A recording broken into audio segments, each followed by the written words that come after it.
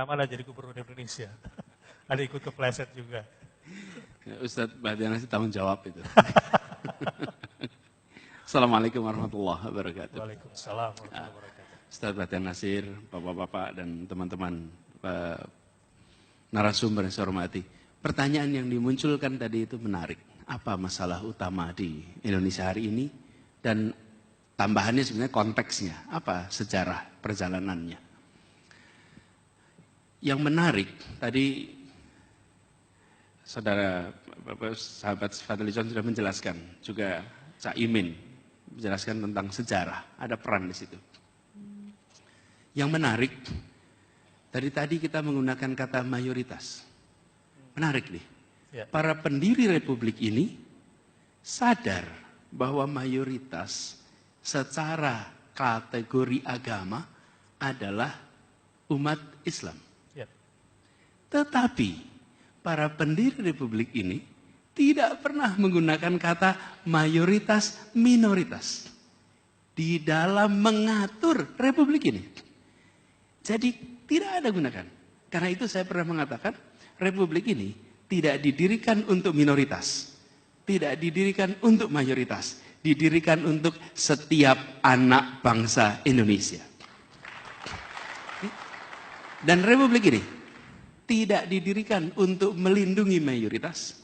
Tidak dilindungi minoritas. Tapi melindungi setiap anak bangsa. Tidak ada kata mayoritas minoritas di dalam konstitusi kita. Di dalam pembukaan kita. Dan di dalam perdebatan-perdebatan. Artinya apa? Artinya tokoh-tokoh yang waktu itu berjuang dan banyak diantaranya adalah kalau dalam kategorisasi sekarang adalah tokoh umat Islam. Mereka menginginkan sebuah negara baru, republik, di mana di sana ada keadilan sosial bagi seluruh rakyat Indonesia. Keadilan sosial. Itunya arahnya ke sana. Ya. Mereka adalah orang-orang yang berlatar belakang, kalau bicara umat, adalah tokoh-tokoh umat waktu itu. Saya contoh. Tapi mereka tampilnya dengan gagasan untuk bangsa. Walaupun mereka tahu secara kualifikasi mereka mayoritas. Bahasa yang mereka gunakan adalah bahasa keadilan untuk semua. Dan representasi kebangsaan. Agus Salim kurang apa kalau ditanya tokoh keislamannya? Tokoh Syarikat Islam. Dalam perjalanan karirnya, beliau kalau dibilang dalam perjuangan, selalu sebagai bagian dari perjuangan umat Islam, bapak diplomasi Indonesia, ketika berdiplomasi keluar, beliau membawa Indonesia sebagai bangsa seluruhnya. Tidak bicara mayoritas. Tidak mayoritas. Jenderal Sudirman, guru sekolah Muhammadiyah. Yang kemudian nih, kita ini sering menganggap kalau guru itu tidak bisa tegas. Ada enggak yang berani bilang kalau Jenderal Sudirman tidak tegas? Ini adalah seorang guru yang menjadi panglima besar. Dan kalau lihat latar belakangnya ini adalah tokoh Islam. Kiai Haji Hashim Asy'ari. Yang dengan resolusi jihadnya. Resolusi jihad. Kalau dibaca hari ini kalimatnya, kata-kata resolusi jihad, barangkali orang keder gitu. Itu ditulis tahun 45. Resolusi jihad ya, betul ya? Resolusi jihad. Apa yang kemudian yang sekarang diperingati sebagai Hari Santri menggerakkan semua. Idiom yang digunakan diksinya adalah diksi idiom-idiom keislaman untuk Indonesia. Untuk Indonesia. Jadi, saya melihat kontribusi itu diwujudkan di dalam sebuah semangat bahwa umat Islam hadir berperan untuk seluruh bangsa Indonesia. Itu semangatnya dari awal. Terima kasih, bagus sekali. Bukan untuk umat Islam saja, Itu untuk semua. juga itu. Loh, kalau dulu berbicaranya hanya Islam, maka dia akan bicara mayoritas saja. Tidak. Ya.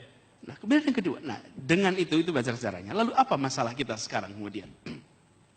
Semangat itu dibangun, keinginan keadilan sosial, 73 tahun kemudian, yang terjadi adalah sebuah negeri dengan ketimpangan yang merata.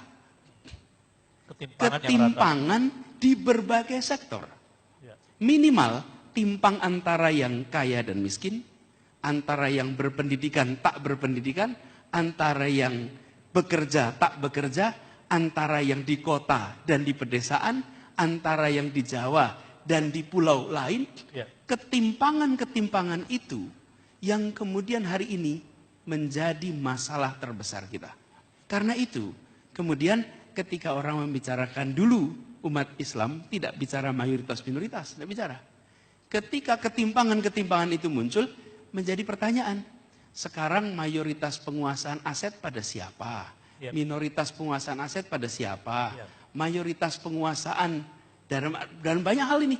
Jadi pertanyaan, dari sisi jumlah dalam artian orang, dan dari sisi jumlah dalam artian penguasaan ekonomi, jadi masalah. Nah, di sini menurut saya fokus kita adalah kembali ke titik azimatnya. Yaitu ketika Republik didirikan, semangatnya menghadirkan keadilan sosial. Nah, lalu ada gangguan dikit. Yang tadi dikatakan, kalau pembangunan itu ada 3, bangun politik, bangun ekonomi, dan bangun hukum. Yang satu adalah bangunan ekonomi, satu demokrasi, yang satu rule of law. 2 kita sudah ada. Ekonomi udah, demokrasi sudah. Nah, PR kita terbesar ini kepastian hukum. Ini yang kemudian implikasinya pada persoalan-persoalan seperti kriminalisasi, seperti ada proses-proses. Kenapa? Karena kepastian hukum. Kira-kira itu, Ustaz. Terima kasih, Pak Anies. Luar biasa.